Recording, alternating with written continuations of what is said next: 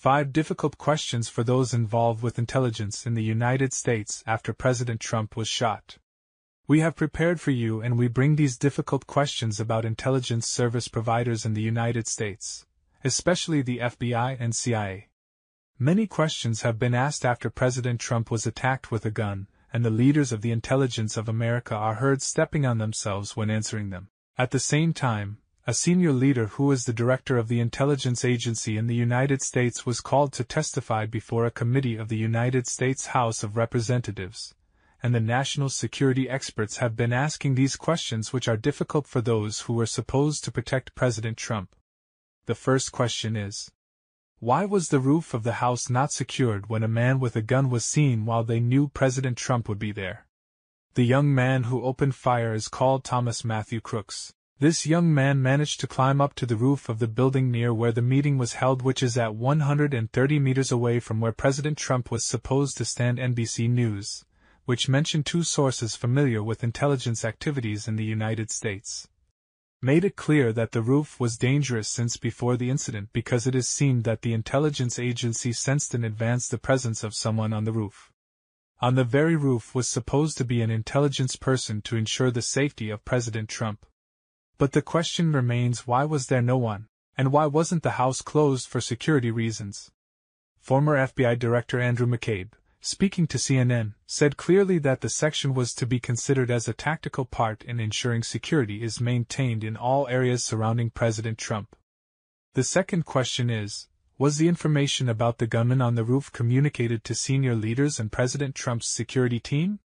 Crooks, the young man who attacked Trump, was seen earlier crawling on the roof with a gun before opening fire. Then the police were notified, but they did nothing quickly, and the shooter continued to crawl for several minutes before shooting and got shot dead immediately after shooting the shot aimed at President Trump. Suspicions are still being cast on everyone who was involved in security. People continue to wonder why, as soon as they felt that someone was there, they did not take a quick decision to protect the area and control the young shooter. Although the chief law enforcement officer said that the young man was already on the security radars. The issue was that the concerned were thinking on the exact solution. The third question is, did the spies rely on the local police only in the protection of the leader such as President Trump?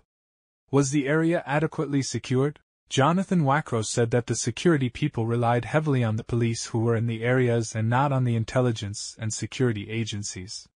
He added that in such an environment, if you rely on local law enforcement partners, you must carefully plan and tell them what you expect them to do about the threat, as opposed to giving them the insider secrets of what you are going to do.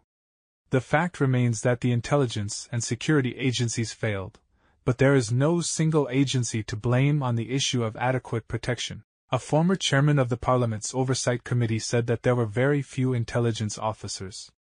The police in the area did not have special training to protect a large gathering of famous leaders like President Trump. The fourth question is, was Trump removed from the podium quickly enough after the bullet missed his head?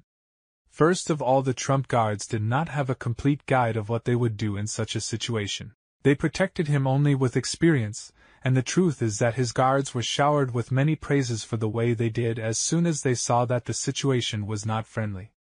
Former officer Robert McDonald said that they did a good job of surrounding Trump and leading him fast enough to take him to the car.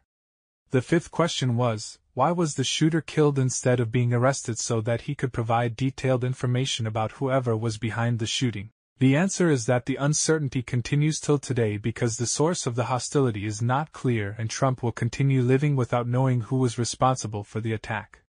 He will only be left with questions like why the FBI and CIA could not solve the incidents earlier.